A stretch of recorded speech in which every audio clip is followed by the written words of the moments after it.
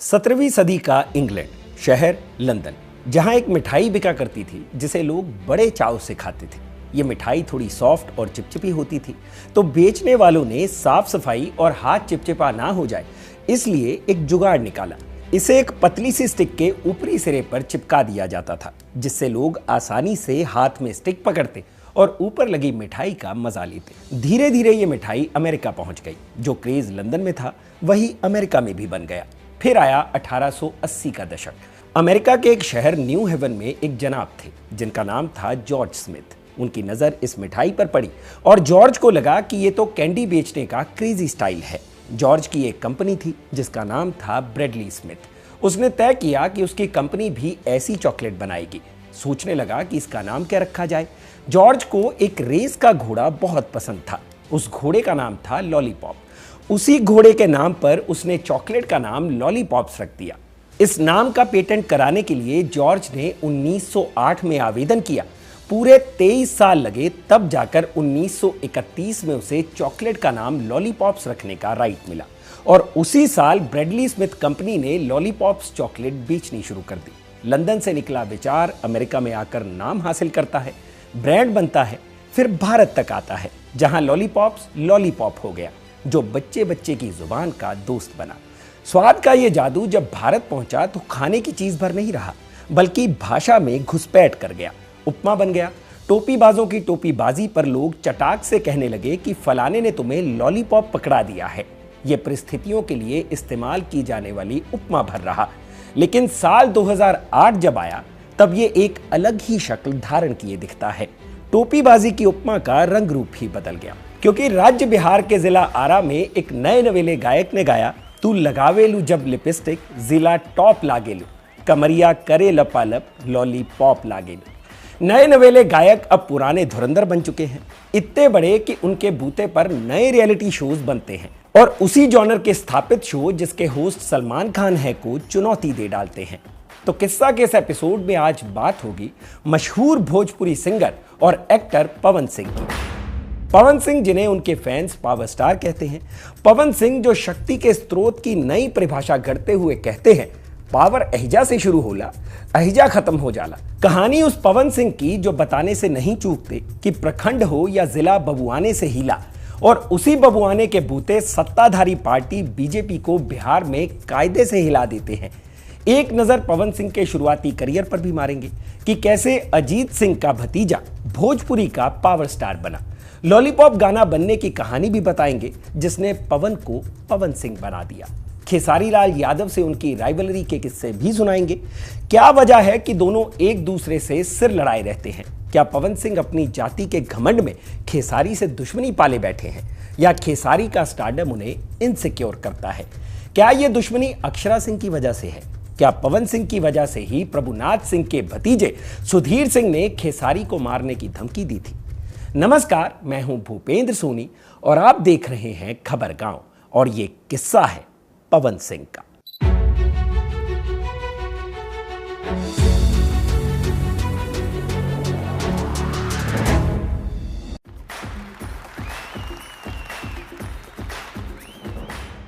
शुरू करते हैं एकदम शुरुआत से। पश्चिम बंगाल की राजधानी कोलकाता में रामाशंकर सिंह और प्रतिमा देवी का परिवार रहता था। उनके 2 बेटे और एक बेटी थी। 5 जनवरी 1986 के दिन इस परिवार में एक और बच्चे का जन्म हुआ। बच्चे का नाम रखा गया पवन।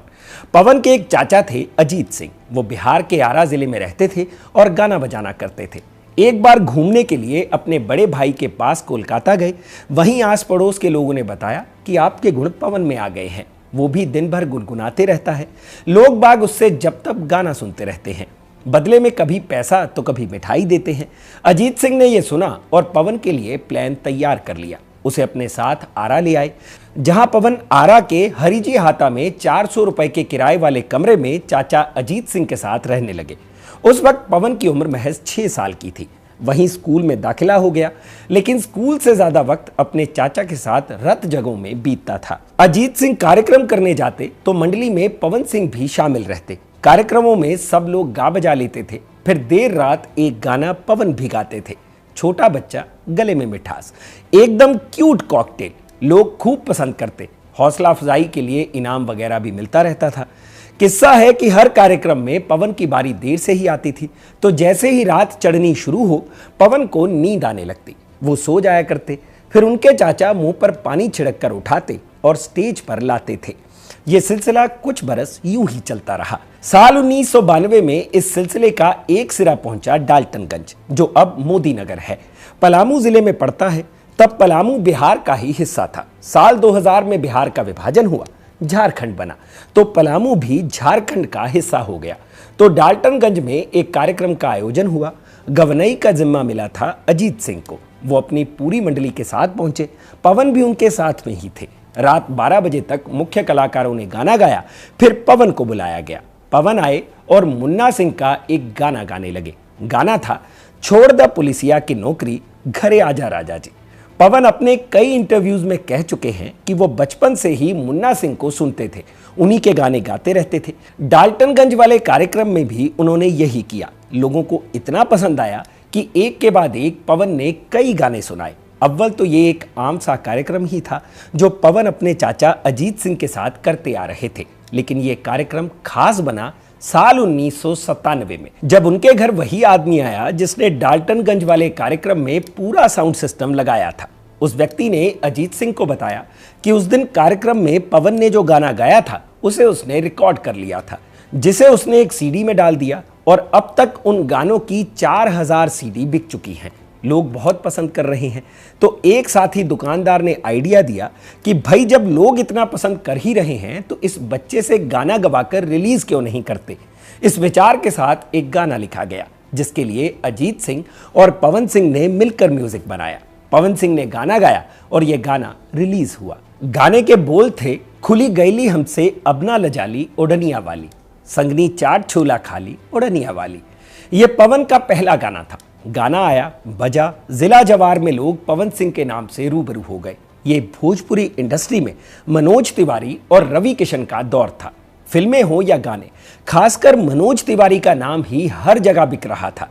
इसी दौर में मनोज तिवारी गा रहे थे बगल वाली जान मारेली, बबुनी के लागलबा शहर के हवा, मेहरी आई रोब चलाई। इसी दौर में रवि किशन पंडित जी बताई ना बिहा कब हुई जैसी फिल्में कर रहे थे, जिसमें गाना था तोहर लहंगा उठा दे रिमोट से। इन सब के बीच में कुछ सिंगर्स आते थे, गाना बनाते थे, लोग सुनते भी थे, लेकिन नाम याद रह जाने लायक जगह नहीं बना पाते थे। ये चमक 2-4 गानों तक ही रहती थी, फिर ऑडियंस मनोज तिवारी, रवि किशन पर ही लौटती थी। पवन सिंह के साथ भी यही सीन हुआ। 11 साल की उम्र में पहला गाना आया, लोगों ने सुना, लेकिन कोई खास जगह नहीं बन पाई।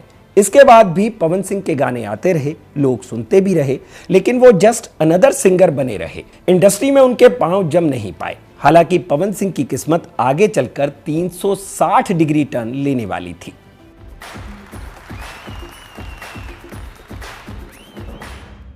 साल 2008 ओढ़निया वाली से जो शोहरत मिली और उसकी बदौलत जो गाने पवन ने बनाए उसकी चमक धुंधली पड़ने लगी थी। वो रोज सीडी कैसेट्स की दुकान पर जाते, नए नए गाने सुनते और घर वापस आ जाते। म्यूजिक कंपनियां अजीत सिंह से कहने लगी थी कि आपके भतीजे की सीडी बहुत नहीं बिक रही है।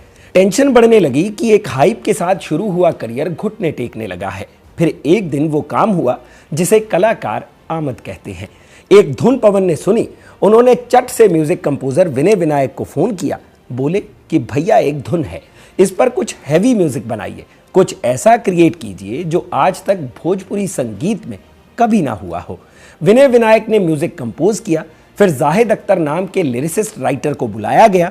म्यूजिक जो बना था उस पर कुछ लिखने को कहा गया। लिखाई पूरी हो गई। पवन हद दर्जे तक उत्साहित थे, लेकिन उनके साथ रहने वाले म्यूजिशियंस बहुत खुश नहीं थे। उन्हें गाने का और छोर ही नहीं पता चल रहा था। कहने लगे कि यार इसमें अंग्रेजी काहे ठूस दिए हो। लेकिन पवन सिंह ने किसी की नहीं सुनी। गाना रिकॉर्ड हुआ और रिलीज हो गया। बहुत उम्मीदें थी, लेकिन रिलीज के बाद सारी उम्मीदें ठंडी पड़ गई, क्योंकि जो सोच थी कि कुछ ऐसा क्रिएट कर दो कि आज तक भोजपुरी में हुआ ना हो, वो हो नहीं पाया।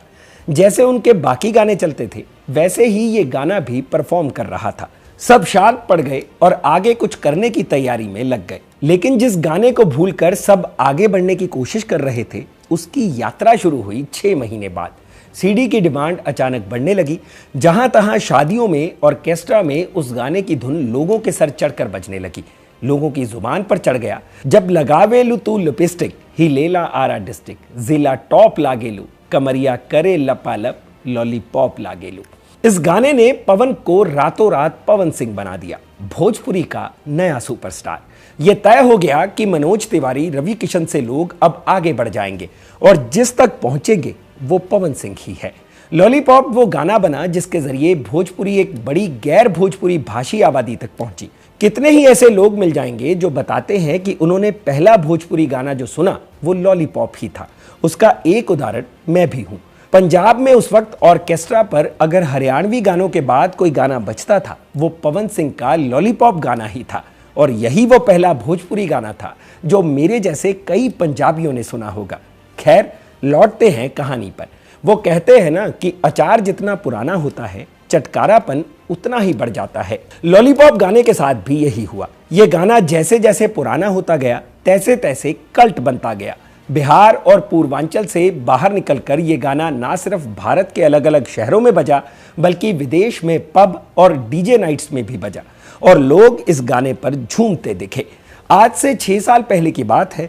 2019 में जर्मनी में एक परेड के दौरान ये गाना बजा। जर्मनी के लोग इस गाने पर नाच रहे थे। जाहिर तौर पर उन्हें गाने के बोल नहीं समझ आ रहे होंगे, अगर कोई अपवाद हो तो अलग बात है, लेकिन लोग गाने की वाइब पर झूम रहे थे। ऐसे क्लिप्स कभी थाईलैंड के बाहर से आते हैं तो कभी चीन से। वेव म्यूजिक के ऑफिशियल यूट्यूब चैनल पर अब तक इस गाने को 25 करोड़ बार देखा सुना जा चुका है। यहाँ ये जानना भी जरूरी है कि रिलीज होने के लगभग 7 साल बाद 2015 में वेव म्यूजिक ने इस गाने को यूट्यूब पर अपलोड किया था। इस गाने का ऐसा क्रेज है कि देश या विदेश कहीं भी पवन सिंह ये गाना गाए बिना अपना शो खत्म नहीं कर पाते।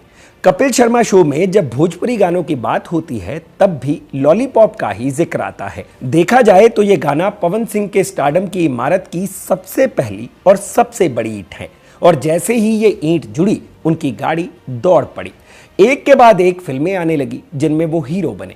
हालांकि लॉलीपॉप से पहले ही पवन सिंह का फिल्मों में डेब्यू हो चुका था। पवन सिंह खुद ही कहानी सुनाते हैं कि उनकी शुरुआत टी सीरीज के साथ हुई, लेकिन एक वक्त के बाद कंपनी के साथ मतभेद होने लगा।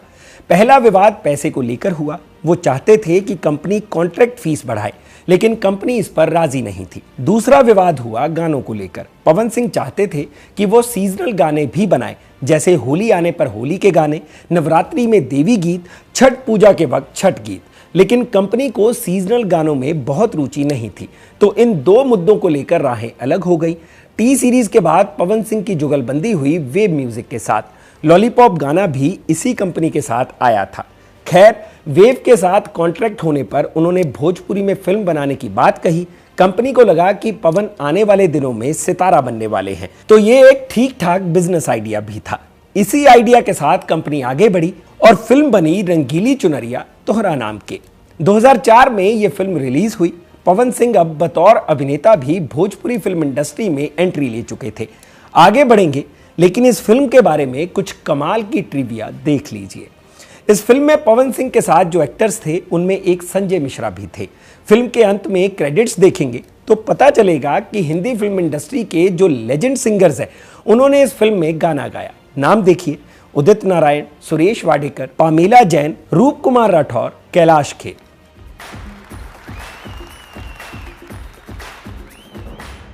चचा गालिब का एक शेर है, इश्क ने गालिब निकम्मा कर दिया, वरना हम भी आदमी थे काम के। शेरो शायरी से चलते हैं कई फैंस के लिए भोजपुरिया शेर वाली छवि रखने वाले पवन सिंह की ओर। गोया स्क्रिप्ट राइटिंग में होता यह है कि आप कोई शेर या कोई किस्सा सुनाते हैं तो उसे एक रेफरेंस की तरह यूज करते हैं, लेकिन पवन सिंह तो पवन सिंह है, अमूमन वाली कैटेगरी में तो आते नहीं। तो इसलिए अभी जो गालिब का शेर सुनाया इसे बस जहन में रखिए और साथ ही उनकी शादी और प्रेम कहानी के इर्द गिर्द हुए विवादों के बारे में सुनते चलिए। आप सारी चीजें खुद ब खुद ही कनेक्ट कर लेंगे।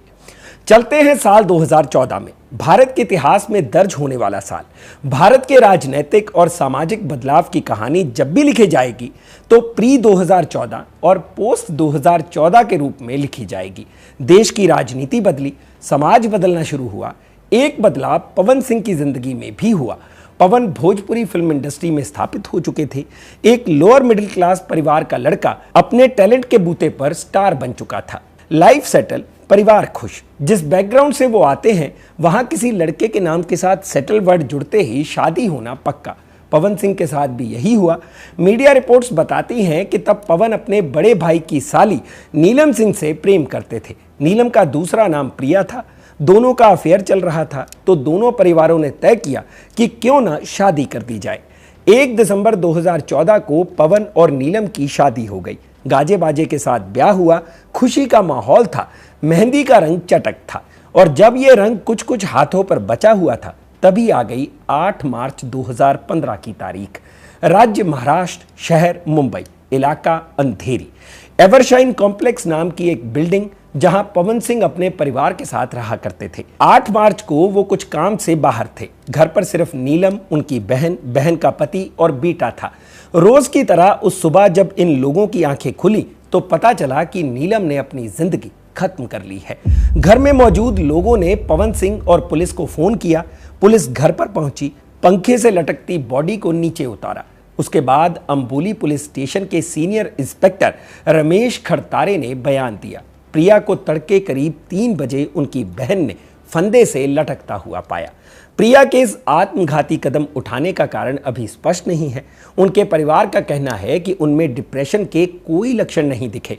प्रिया को फंदे से लटकते देखकर परिवार के अन्य सदस्यों ने पवन को सूचित किया, जो बाहर गए हुए थे। खबर मिलते ही पवन घर वापस आ गए। पवन सिंह अपने इंटरव्यूज में नीलम को याद करते हुए कहते हैं, वो देवी थी। जब वो गई तो मैंने भगवान के सामने खड़े होकर पूछा था कि हे प्रभु, मेरी इतनी परीक्षा क्यों ले रहे हो? मैंने क्या गलती की है?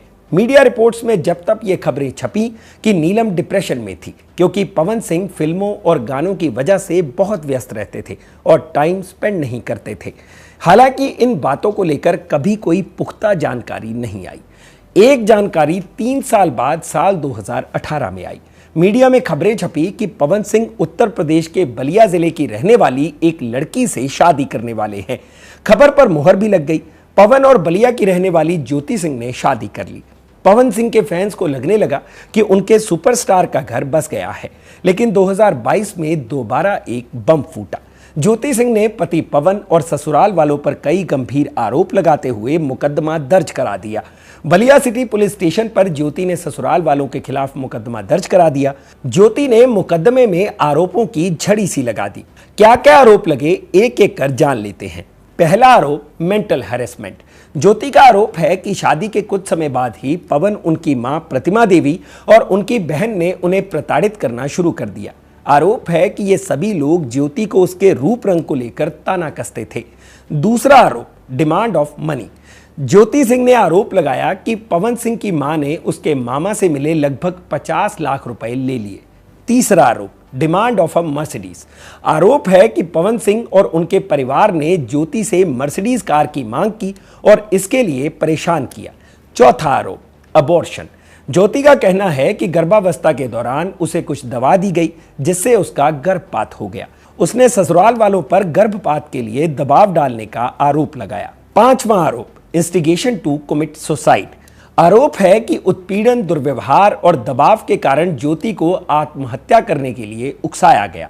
छठा आरोप, नेग्लेक्ट। ज्योति ने पवन सिंह पर उसके कॉल और मैसेजेस को नजरअंदाज करने का आरोप लगाया। कहा कि पवन सिंह ने उन्हें पूरी तरह इग्नोर करना शुरू कर दिया था। ज्योति सिंह ने यह आरोप मार्च 2022 में लगाए थे। बलिया में मुकदमा भी उसी वक्त दर्ज हुआ। 2022 में पवन सिंह ने आरा परिवार न्यायालय में तलाक की अर्जी दाखिल की। कोर्ट में पहले दोनों की काउंसलिंग कराई गई थी, यानी दोनों के बीच संबंध सुधारने की कोशिश की गई थी ताकि तलाक ना हो, लेकिन काउंसलिंग का कोई असर नहीं हुआ। उसके बाद मामले में ट्रायल शुरू हुआ। पवन और ज्योति कई बार कोर्ट में पेश हो चुके हैं, हालांकि मामले का निपटारा अब तक नहीं हुआ है। केस का स्टेटस ये है कि ज्योति सिंह ने 5 करोड़ की एलिमनी की डिमांड की थी, जबकि पवन सिंह 1 करोड़ रुपए की एलिमनी देने पर राजी हुए थे, लेकिन यह समझौता नहीं हो सका। फिलहाल केस कोर्ट में चल रहा है। हाल ही में लखनऊ में एक कार्यक्रम की वजह से पवन सिंह सुर्खियों में थे। तब भी ज्योति सिंह का एक सोशल मीडिया पोस्ट आया था। पहले विवाद जान लेते हैं, फिर ज्योति सिंह के पोस्ट पर आएंगे। एक गाने के प्रमोशन के दौरान पवन और एक्ट्रेस अंजलि राघव लखनऊ पहुंचे थे। एक इवेंट में दोनों एक साथ स्टेज पर थे। तभी पवन सिंह ने अंजलि राघव की कमर को छुआ। अंजलि ने एक दो बार हाथ हटाया, फिर भी पवन वही हरकत दोहराते रहे। वीडियो वायरल हुआ, विवाद खड़ा हो गया। अंजलि ने इंस्टाग्राम लाइव करते हुए कहा कि अब वो भोजपुरी इंडस्ट्री में कभी काम नहीं करेंगी। इसके बाद पवन सिंह ने अंजलि राघव से माफी भी मांगी।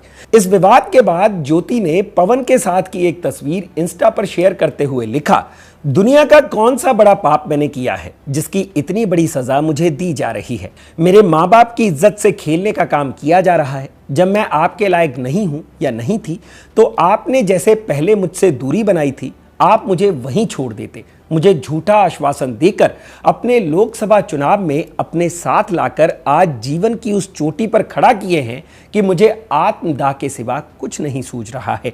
लेकिन मैं ऐसा नहीं कर सकती क्योंकि पता है कि मैं आत्मदाह करूंगी भी तो सवाल मुझ पे ही उठेगा। जब दोनों के बीच रिश्ते की नाव डगमगा रही थी तभी पवन का नाम भोजपुरी एक्ट्रेस अक्षरा सिंह के साथ भी जुड़ा। दोनों के बीच लव अफेयर की खबरें आती रहीं। दोनों लगातार कई फिल्मों और गानों के साथ दिखे भी, लेकिन ये रिश्ता भी टूटता रहा, वो भी एक कड़वाहट के साथ। अक्षरा सिंह ने एक के बाद एक कई आरोप लगाए। अक्षरा अपने इंटरव्यूज में कहती हैं कि उन्होंने पवन सिंह के लिए सब कुछ किया। रोज सुबह पवन के जगने से पहले वो उनके घर पहुंच जाती थी, चाय नाश्ता बनाकर देती थी, रात को पवन के सोने के बाद ही सोती थी। वो उनसे शादी करना चाहती थी, लेकिन पवन सिंह की ओर से शादी के लिए कई शर्तें रखी गई। बकौल अक्षरा, पवन सिंह ने उन्हें एक कागज पर साइन करने के लिए कहा जिसके मुताबिक शादी के बाद पवन सिंह की संपत्ति में अक्षरा का कोई हिस्सा नहीं होगा। अक्षरा आरोप लगाती हैं कि पवन सिंह ने उनके साथ बदतमीजी की, कई बार मारपीट और गाली गलौज की, जिसके बाद दोनों का ब्रेकअप हो गया। पवन सिंह से जब इंटरव्यूज में इस बारे में सवाल पूछा जाता है तो वो कोई सीधा जवाब नहीं देते, बल्कि कहते हैं मैंने कभी किसी को आई लव यू नहीं कहा। हालांकि अक्षरा ने ये तक आरोप लगाया कि ब्रेकअप के बाद पवन सिंह की वजह से भोजपुरी फिल्म इंडस्ट्री में उन्हें कोई काम नहीं देता, पूरी तरह बायकॉट कर दिया गया है।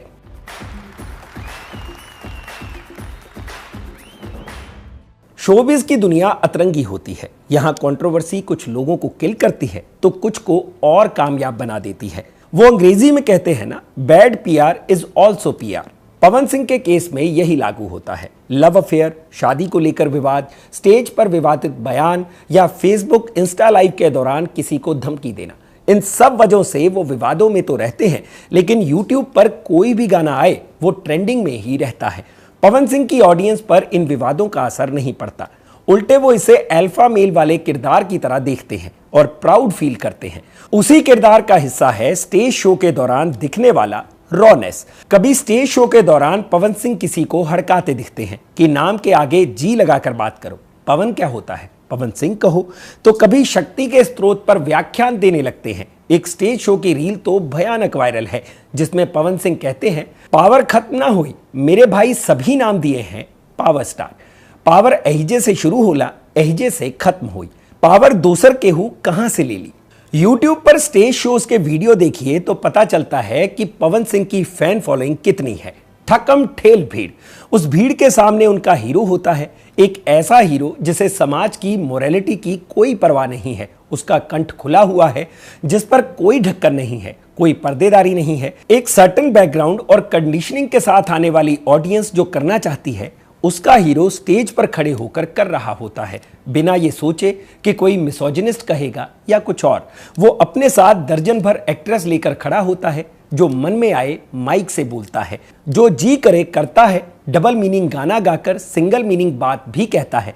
सामने खड़ी चाहने वालों की भीड़ चीयर करती है, पवन भैया का शोर मचाती है।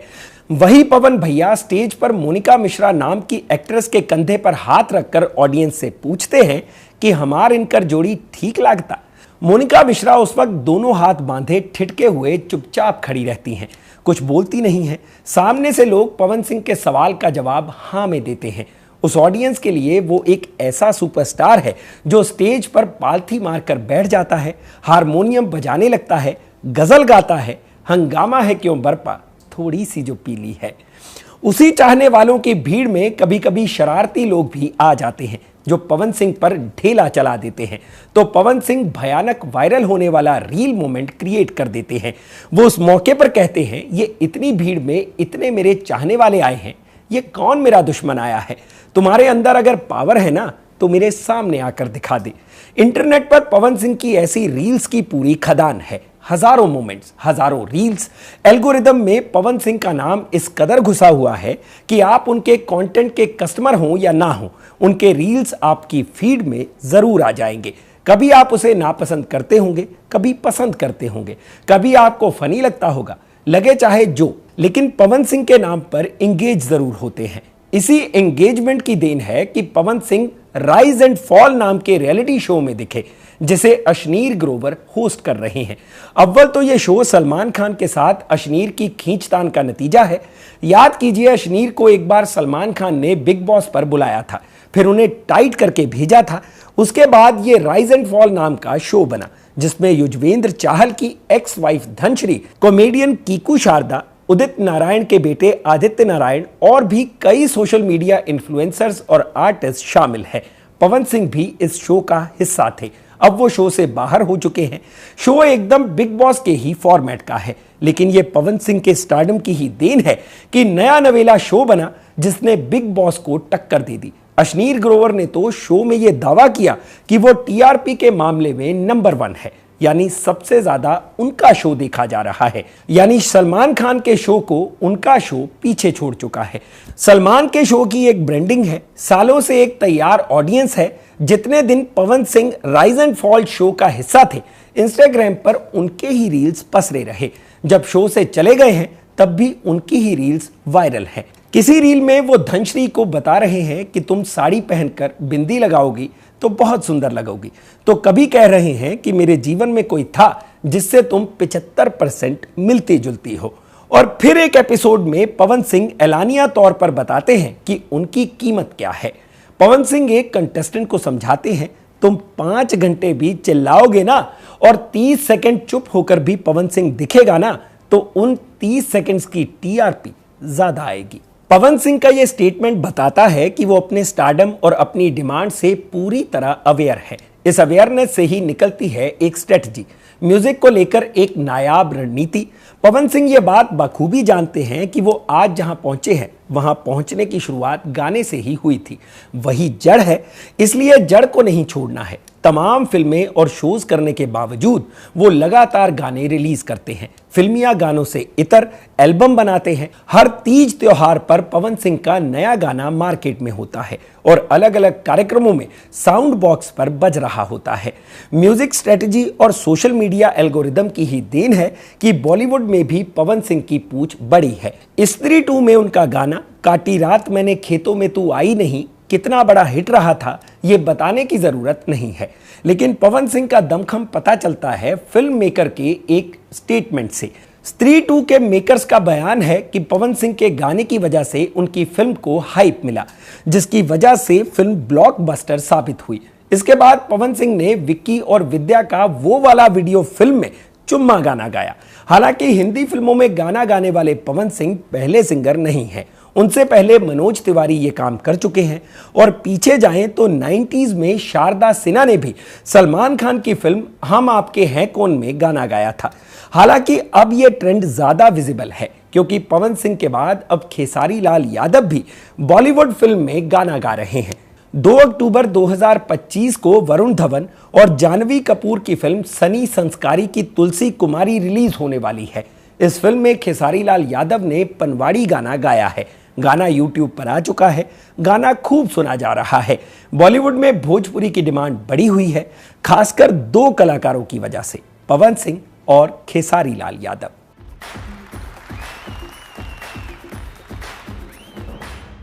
एक वक्त पर भोजपुरी फिल्म इंडस्ट्री के 2 ध्रुव हुआ करते थे, मनोज तिवारी और रवि किशन।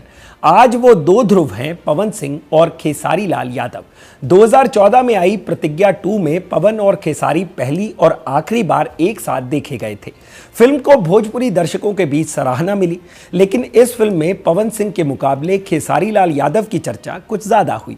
इसके बाद से दोनों के बीच रार छिड़ गई। अब दोनों एक दूसरे पर बयानबाजी करते रहते हैं। खेसारी अपने इंटरव्यूज में कहते हैं कि पवन सिंह से उनका रिश्ता बाली और सुग्रीव जैसा है। इन कथित बाली और सुग्रीव के बीच रंजिश सिर्फ बयानों तक सीमित नहीं रहती, बल्कि एक दूसरे को धमकाने और हमला करवा देने तक पहुंचती है। दोनों के बीच का विवाद 2022 में तो इस हद तक पहुंच गया कि खेसारी ने सोशल मीडिया पर एक वीडियो शेयर करते हुए आरोप लगाया कि पवन सिंह के एक फैन ने उनकी पत्नी और बेटी को रेप की धमकी दी। इस घटना के बाद खेसारी ने कहा था, आप मुझे तमाम गालियां दे, कोई परवाह नहीं, लेकिन मेरे परिवार को इसमें घसीटा जाए ये ठीक नहीं। मैं डीआईजी को बहुत कॉल किया, लेटर और वॉइस मैसेजेस भी भेजा, लेकिन उनकी तरफ से कोई रिस्पॉन्स नहीं है। मैं चाहता हूं कि एक रेपिस्ट को जो सजा मिल सकती है वो सजा मिले। इस विवाद के पैरेलल सोशल मीडिया पर खेसारी और पवन सिंह का एक डांस भी खूब वायरल होता है, जिसमें दोनों एक साथ डांस कर रहे हैं। हो सकता है आपने भी वो डांस वीडियो यूट्यूब या इंस्टाग्राम पर देखा हो। 2018 की बात है, एक कार्यक्रम के दौरान मंच पर पवन सिंह, खेसारी लाल यादव और एक्ट्रेस काजल राघवानी मौजूद थे। डीजे पर गाना बजा, सजले सवर के जब आवेलू। गाना बजते ही पवन सिंह और खेसारी एक साथ डांस करने लगे। डांस का ये वीडियो 2018 से ही यूट्यूब पर है, लेकिन 2022-23 में जब दोनों का टकराव अपने चरम पर पहुंचा तो लोगों ने नए सिरे से इसके क्लिप्स शेयर किए। 2023 में ही एक कार्यक्रम के दौरान खेसारी ने बिना नाम लिए पवन सिंह के लिए कहा, हम चाही तो हर 9 महीना में सोहर गवा दी, इतना ताकत था। वो मरियो जइहन तो सोहर ना हुई उनका घरे। आप दर्शकों को मालूम ही होगा कि बिहार में बच्चे के जन्म के बाद सोहर गाने का रिवाज रहा है। वैसे इस विवाद की एक वजह वो भी है जो बिहार के खूनी इतिहास की वजह भी रही है, यानी जाति। पवन जाति से राजपूत हैं और खेसारी लाल यादव हैं। दोनों के पास गुमान के लिए पर्याप्त चीजें हैं, फिर भी जाति है कि जाति नहीं। पवन सिंह गाना बनाते हैं कि बंतारू टाइट त हो जाइबू ढीला, प्रखंड हो या जिला बबुआने से हिला। बबुआना कहते हैं राजपूतों के टोले को। तो खेसारी गाते हैं, हाँ तक कैले कबूल, फूल हो जाइबे कली, अहीरे के चलल बा अहीरे के चली। खेसारी अपने यादव होने का जोर दिखाते हैं तो पवन सिंह अपने राजपूत होने का। राजपूत समुदाय से ही आने वाले बिहार के एक नेता हैं युवराज सुधीर सिंह। पवन और सुधीर सिंह एक दूसरे के करीबी हैं। सुधीर सिंह का एक परिचय ये भी है कि वो महाराजगंज के पूर्व आरजेडी सांसद प्रभुनाथ सिंह के भतीजे हैं। प्रभुनाथ सिंह फिलहाल 1995 के एक डबल मर्डर केस में उम्र कैद की सजा काट रहे हैं। यूट्यूब पर एक 6 साल पुराना ऑडियो मिलता है जिसमें सुधीर सिंह ने खेसारी लाल यादव को कथित तौर पर गोली मारने की धमकी दी थी। सुधीर सिंह ने फोन पर खेसारी लाल यादव को धमकी देते हुए कहा था कि वो उन्हें थप्पड़ मारेंगे और साड़ी पहनाकर घुमाएंगे। इस कथित धमकी भरे कॉल के बाद ही वैशाली के बिदुपुर में एक कांड होता है। खेसारी बिदुपुर में एक शो के लिए गए थे। उनके काफिले की गाड़ियों पर पत्थर फेंके गए। हमले के बाद खेसारी ने आरोप लगाया कि इस हमले के पीछे सुधीर सिंह का हाथ है। खेसारी ने हमले का आरोप लगाते हुए उस धमकी वाले फोन का भी जिक्र किया।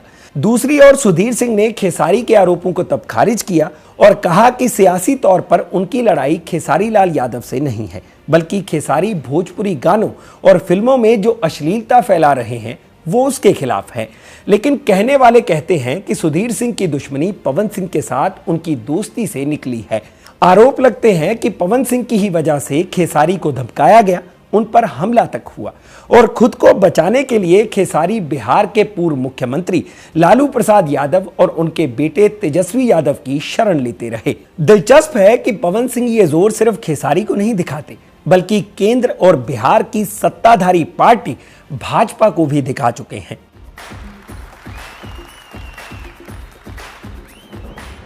पवन सिंह अपने मनोज तिवारी, रवि किशन और दिनेश लाल यादव निरहुआ सरीखे सीनियर्स की तरह सियासी पारी खेलना चाहते हैं।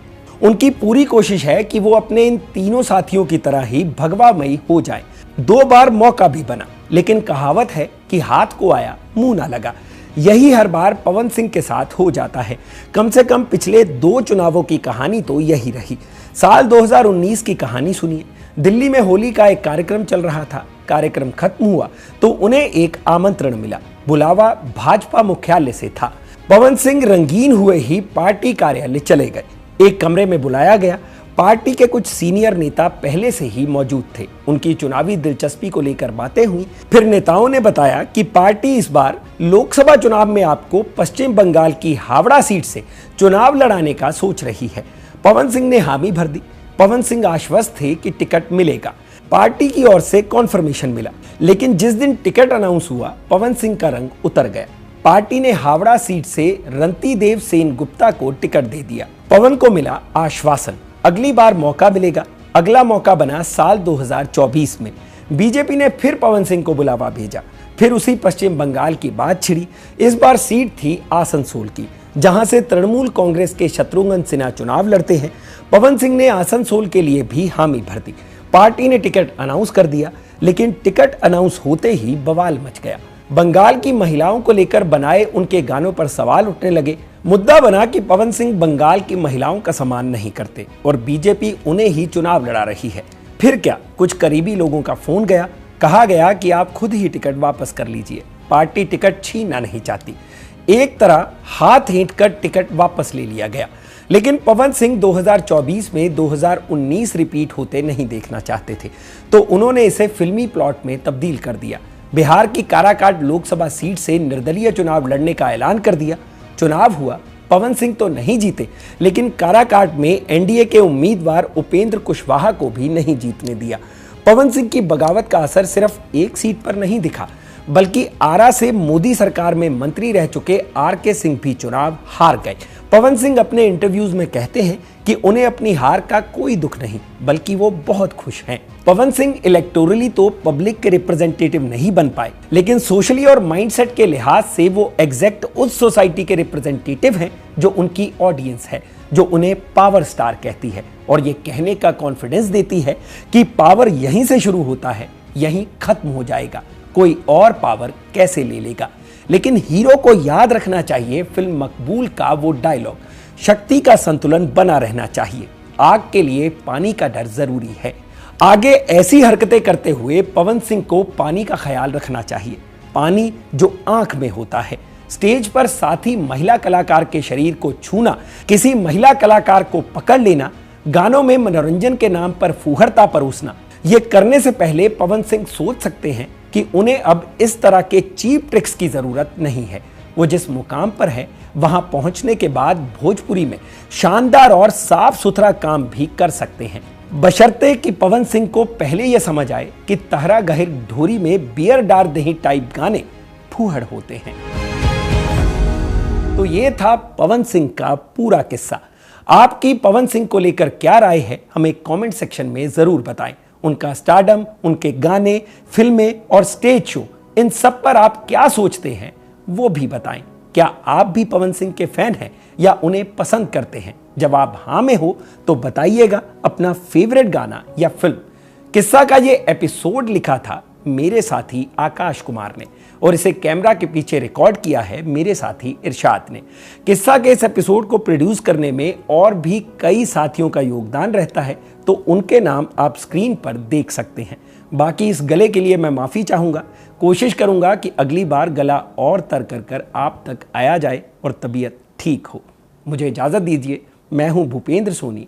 शुक्रिया।